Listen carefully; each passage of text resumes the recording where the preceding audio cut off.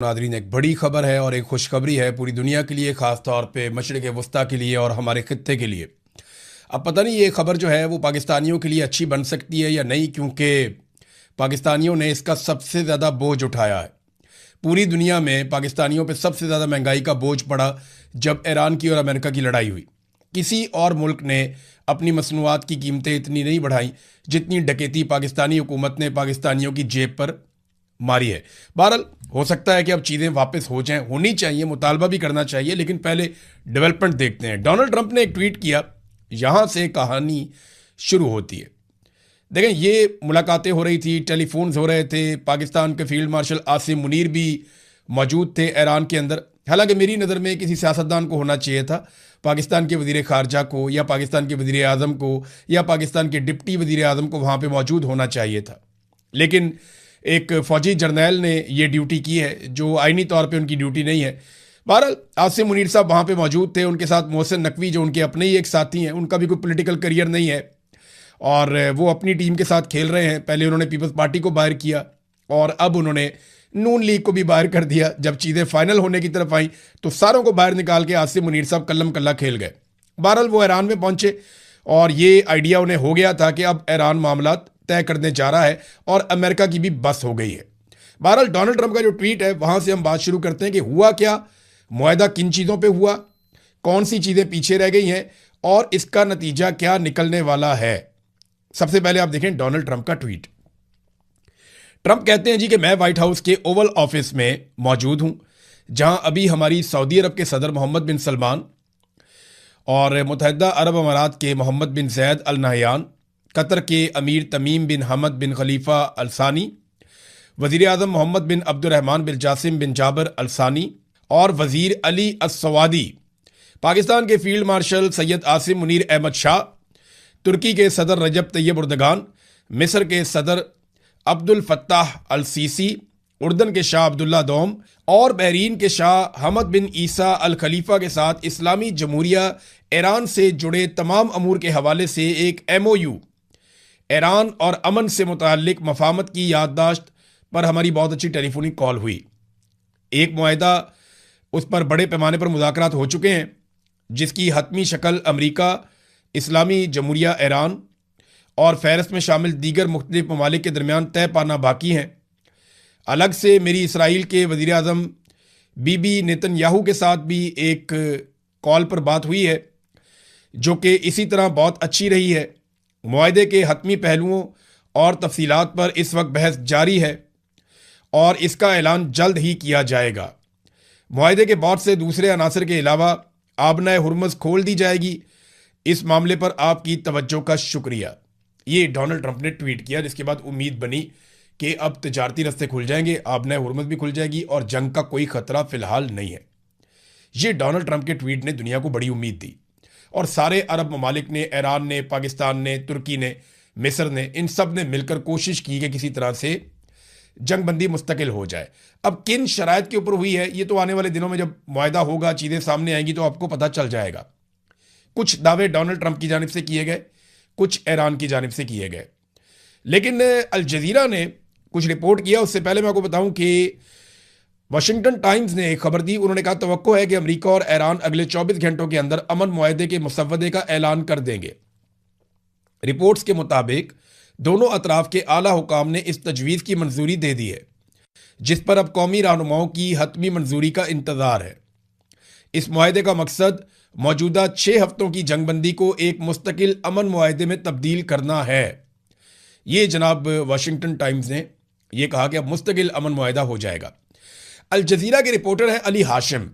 उन्होंने जो दावा किया इस मुआहदे के जो अभी तक के नकात सामने आए उस हवाले से, तो उन्होंने कहा जनाब के दर्ज झेल नकात इसमें शामिल हैं। नंबर 1, उन्होंने कहा लबनान समेत तमाम महाजों पर जंग का खात्मा हो जाएगा। नंबर 2, ईरान के मुंजमद किए गए कई अरब डॉलर्स के फंड्स फौरी तौर पे बहाल हो जाएंगे। नंबर 3, उन्होंने कहा अमरीकी बहरी नाकाबंदी का खात्मा हो जाएगा और आबनाए हुर्मुज़ को खोल दिया जाएगा। नंबर 4, उन्होंने कहा जी ईरान के करीबी इलाकों से अमरीकी अफवाज पीछे हट जाएंगी। फिर उन्होंने कहा कि उसके बाद फरीकैन के पास जौहरी मामले पर मुत्तफिक होने के लिए 30 दिन का वक्त होगा। बाहमी रजामंदी से इन 30 दिनों में तौसी की जा सकती है। इन 30 दिनों के दौरान आबने हुर्मुज़ से बहरी जहाज़ों की आमदोरफ्त को आसान बनाया जाएगा। ईरान के मुताबिक आबने हुर्मुज़ का इंतज़ाम ईरान और ओमान का बाहमी मामला होगा और इस सिलसिले में मस्कत के साथ मुज़ाकरात जारी हैं। मस्कत ओमान का दारुल हुकूमत है। तो नाज़रीन, अमेरिका ने इसमें हासिल क्या किया? अगर ये मुआहदा है तो फिर तो ईरान जीत गया। अमेरिका ने तो कुछ भी हासिल नहीं किया। रिजीम चेंज नहीं हो पाया, ईरान के टुकड़े करने थे नहीं हो पाया, ईरान की सलाहियतें ख़त्म करनी थी नहीं हो पाया, एटमी मामलात के ऊपर मुज़ाकरात करने थे तो वो तो पहले भी हो रहे थे। जंग से पहले मुज़ाकरात ही तो चल रहे थे जिनमें से उठ के अमेरिका ने जंग कर दी। अगर उन्हीं मुज़ाकरात की मेज़ के ऊपर दोबारा बैठना है अमेरिका ने तो इतनी लड़ाई करने का फ़ायदा क्या हुआ? और अगर आबना हुर्मुज़ ही खुलवानी थी तो वो तो जंग से पहले भी खुली हुई थी और वो भी ईरान कह रहा है कि मस्कत के साथ मिलकर हम करेंगे। इसमें एक खबर आई हुई है, वो खबर मैं आप तक ज़रूर पहुंचा देता हूं क्योंकि ये ईरान का जो फारस न्यूज़ है उसने ये दावा किया है। पहले ये खबर आपको मैं बता देता हूं। ईरान का कहना है कि आबना हुर्मुज़ के मामूल पर आने से मुतालिक ट्रंप का दावा झूठा है। ईरान के मुताबिक अगर बहरी जहाज़ों की आमदोरफ्त दोबारा बढ़ जाती है तब भी आबना हुर्मुज़ पर मुकम्मल कंट्रोल उसी का रहेगा, जिसमें बहरी रास्ते, औकात कार, इजाज़तनामे और गुजरने के कवानीन शामिल हैं। ईरान ने यह भी कहा है कि किसी किस्म के जौहरी वादों पर कोई बातचीत नहीं हुई है और दावा किया है कि अमरीकी हुकाम ने उन्हें बताया है कि ट्रंप की सोशल मीडिया पोस्टों का मकसद बुनियादी तौर पर उनके अंदरूने मुल्क मीडिया और सियासत है, तो आप उससे मुतासर ना हों। एक बड़ी मज़े की बात जो है वो ईरानी वजारत खारजा के तर्जुमान ने भी की है। इस्माइल बकाई, आप जानते हैं, आपने उनकी शक्ल बहुत दफ़ा देखी है इस बीच में। उन्होंने जो एक बात की ना, उन्होंने नाम किसी का नहीं लिया लेकिन इसके अंदर है पूरी कहानी। उन्होंने एक पुराना वाकया सुनाया। ईरान की तारीख बहुत लंबी है, मैंने इसके ऊपर एक डॉक्यूमेंट्री की है, अभी हमने चलाई नहीं, थोड़ा सा मैं उसके ऊपर प्रोडक्शन पे काम कर रहा हूँ। वो डॉक्यूमेंट्री आपको हम एक आधे दिन में, हो सकता है आज ही आपको शाम को हम दिखा दें। तो उन्होंने अपने स्टेटमेंट में कहा कि रोमियों के जहन में रोम ही दुनिया की सबसे बड़ी ताकत था या ताकत का मरकज था, लेकिन ईरानियों ने इसका वहम चकनाचूर कर दिया था जब मार्कस जूलियस फिलिप्स उसने फारस के खिलाफ मशरिक की तरफ चढ़ाई की। तो इस मुहिम का नतीजा रूमी फतह की सूरत में नहीं निकला बल्कि ये सासानी शराइत पर कायम होने वाले अमन पर ख़त्म हुआ। शहनशाह को समझौता करना ही पड़ा, यानी शहनशाह को समझौता करना ही पड़ा। ये जो इन्वर्टेड कोमास के अंदर उनका जुमला है ना, ये है सारी कहानी कि शहनशाह को समझौता करना ही पड़ा। तो डोनाल्ड ट्रंप को समझौता करना ही पड़ा। अब ईरान की शराइत पे हुआ या अमेरिका की शराइत पे हुआ, ये तो जब मुकम्मल होगा तब पता चलेगा। लेकिन जो ईरान कह रहा है वो उससे थोड़ा सा मुख्तलिफ है जो डोनाल्ड ट्रंप कह रहा है।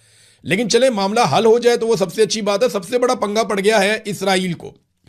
इसराइली हुकाम ने एक्सियस न्यूज़ को बताया कि इसराइली वज़ीर-ए-आज़म बेंजामिन नेतन्याहू ज़ेरे बहस मौजूदा अमन मुआहदे के बारे में शदीद फिक्रमंद हैं और उन्होंने सदर ट्रंप पर जोर दिया है कि वो ईरान के खिलाफ हमलों का एक और दौर शुरू करें। अब इस पर डोनाल्ड ट्रंप का स्टेटमेंट भी आया। डोनाल्ड ट्रंप ने ईरान के मामले पर ट्रंप का कहना है कि कुछ लोग मुआहदा करने को बहुत ज़्यादा तरजीह दे रहे हैं जबकि दीगर जंग दोबारा शुरू करने के हक में हैं।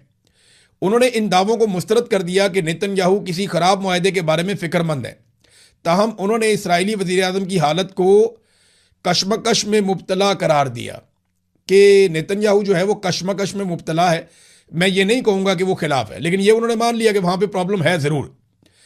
अब इसराइल का चैनल है 12, चैनल 12 को इंटरव्यू देते हुए डोनाल्ड ट्रंप ने कहा कि अगर कोई मुआहदा इसराइल के लिए बेहतर नहीं होगा तो मैं वो मुआहदा ही नहीं करूँगा।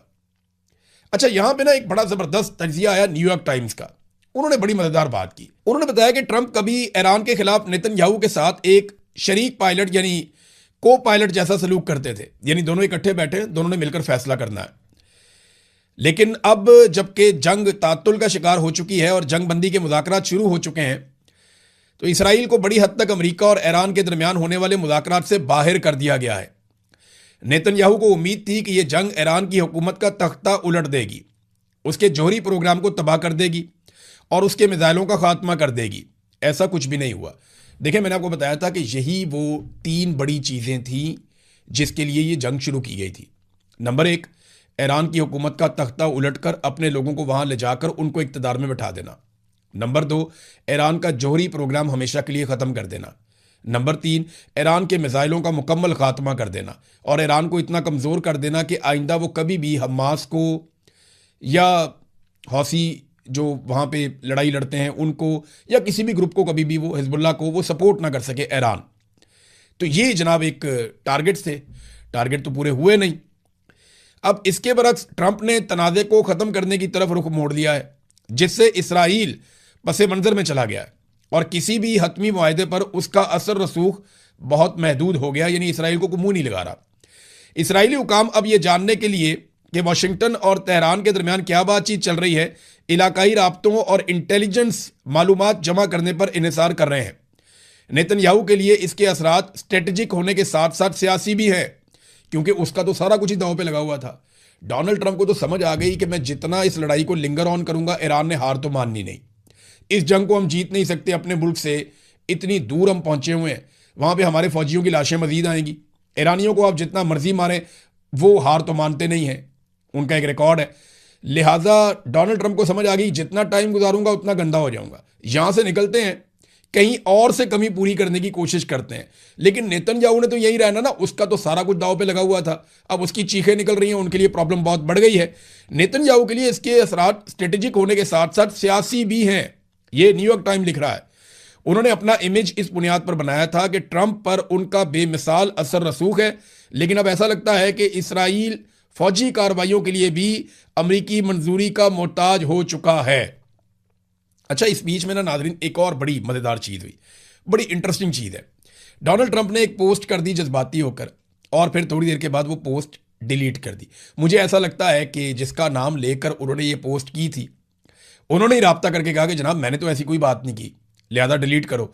तो डोनाल्ड ट्रंप को अपनी पोस्ट डिलीट करनी पड़ी। ट्रंप ने पोस्ट क्या किया था, ज़रा ये देखें। पोस्ट किया, शुक्रिया सदर उर्दगान, यानी तुर्की के सदर तैयब उर्दगान का उन्होंने शुक्रिया अदा किया। और इसके बाद कौमों के अंदर लिखा कि सदर ट्रंप वो रहनुमा है जिसका दुनिया सदियों से इंतजार कर रही थी। वो सिर्फ ताकत की बातें नहीं करते, बल्कि वो खुद ताकत का पैकर हैं। यानी ये बातें उन्होंने तैयब उर्दगान के खाते में डाल के वो ट्वीट कर दिया। वैसे मेरे ख्याल में उनको ये बातें आसिम मुनीर साहब के या शहबाज शरीफ के खाते में डालनी चाहिए थी। ये कभी भी मना ना करते या कभी भी प्रोटेस्ट ना करते, बल्कि वो कहते कि इससे बढ़ के हम लिख देते हैं। बल्कि अगर डोनाल्ड ट्रंप इस तरह की कोई पोस्ट कर देते तो शहबाज शरीफ उसे रीपोस्ट करके उसके ऊपर मजीद ज़मीन आसमान के कलाबे मिला देते, या आसिम मुनीर साहब का जो ट्विटर अकाउंट नहीं है वो इन्हीं से करवा देते या कहीं और से करवा देते। लेकिन अगर इनका नाम वो लेते तो ये कभी भी मना ना करते। लेकिन वो तैयब उर्दगान है, उसके मूड का कोई पता नहीं होता। तो तैयब उर्दगान भी इसी तरह है। वहाँ पे तुर्की में अच्छी खासी उनकी जो है वो सूरत हाल, उनका काफ़ी कंट्रोल है। और तैयब उर्दगान को अगर आप तुर्की के अंदर सही तरीके से स्टडी करें तो ये वो वाले तैयब उर्दगान नहीं है जो 2014, 15, 16 में थे।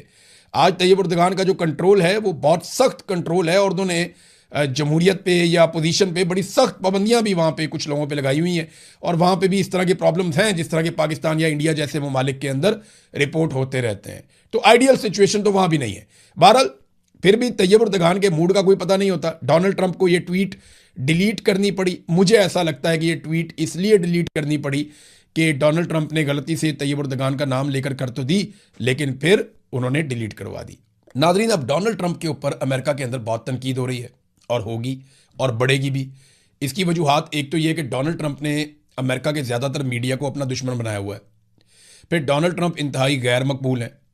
फिर मरे हुए को तो और मारते हैं लोग, जो बहुत बदनाम हो जाए, जिसकी पॉलिसीज़ से लोग नाराज़ हो जाएं, फिर उसका तो इंतज़ार करते हैं कोई गलती करे।